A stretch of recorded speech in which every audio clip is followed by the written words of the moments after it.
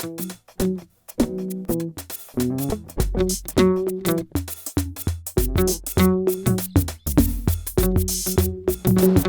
sur We Do Biz, toujours depuis le Hub Africa à Casablanca. Avec moi, Adil Lamnini, bonjour. Bonjour. Vous êtes président de l'APMM, l'association des professionnels des marques marocaines. Exactement. Est-ce que vous pouvez nous présenter ce que fait cette association ?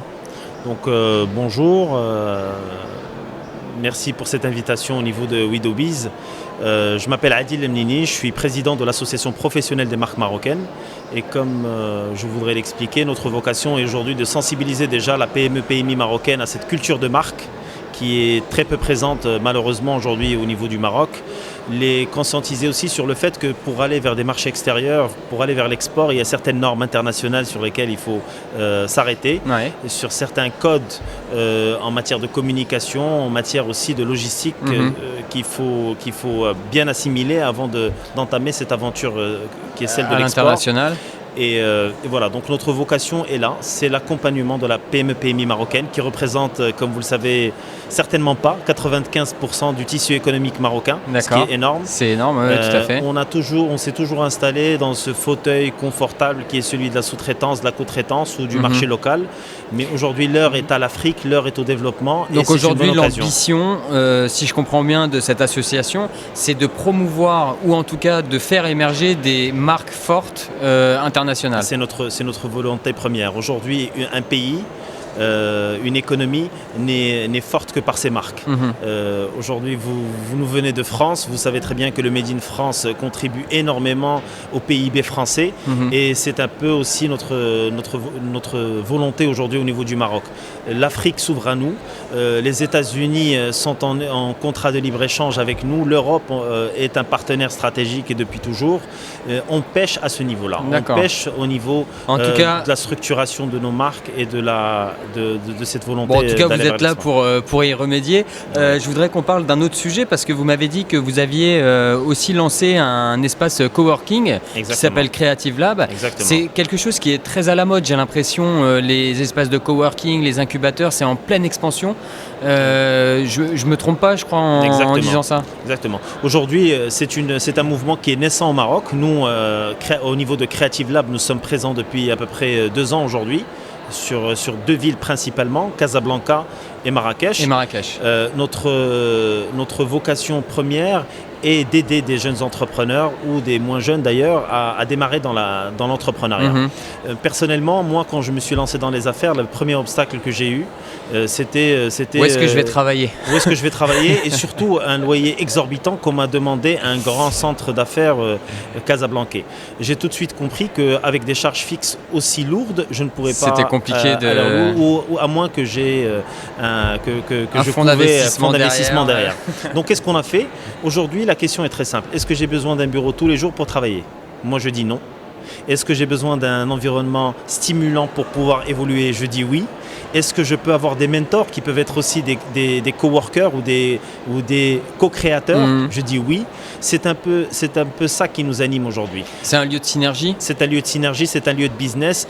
On est une race, nous les entrepreneurs, une race qui est parfois mal comprise, mais quand on est entre nous, on est solidaires, on se comprend, on se conseille. Il y a les mêmes difficultés. On se conseille.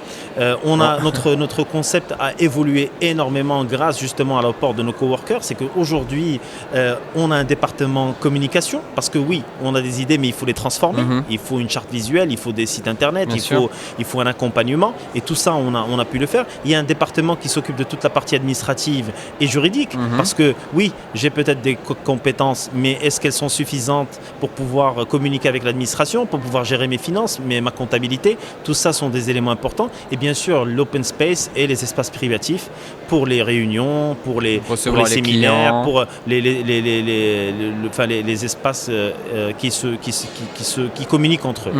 Nous avons aussi une spécificité qui est unique aujourd'hui au Maroc, c'est qu'on a très vite compris que les Marocains faisaient du business autour d'un café.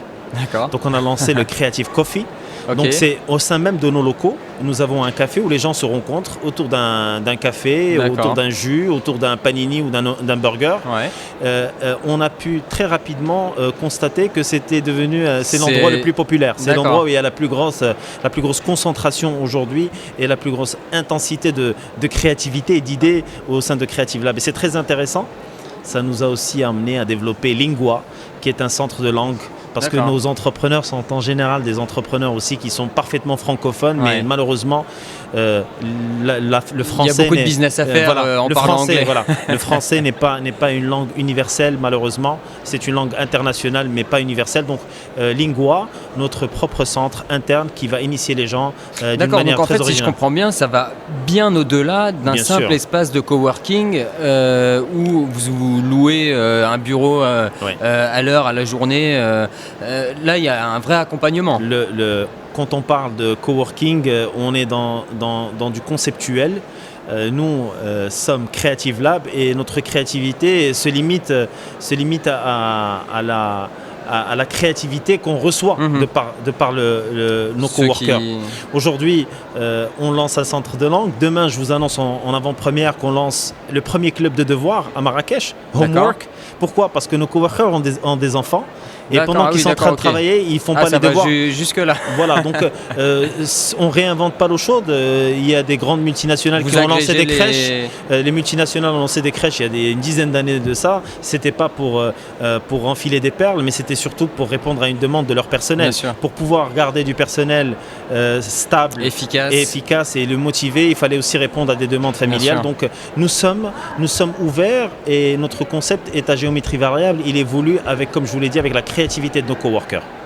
Eh bien écoutez, en tout cas, merci beaucoup Adil Lamnini, président de l'APMM et de Creative Lab, que vous faites plein de choses pour les entrepreneurs du Maroc. Nous sommes des amoureux incontournables de notre pays et nous croyons que uniquement la richesse de cette jeunesse, de ce mouvement entrepreneurial marocain est la seule issue aujourd'hui pour pouvoir faire évoluer les choses. Donc nous sommes profondément convaincus de notre vision. Eh bien c'est dit sur We Do Biz. Merci beaucoup. Merci beaucoup. Merci.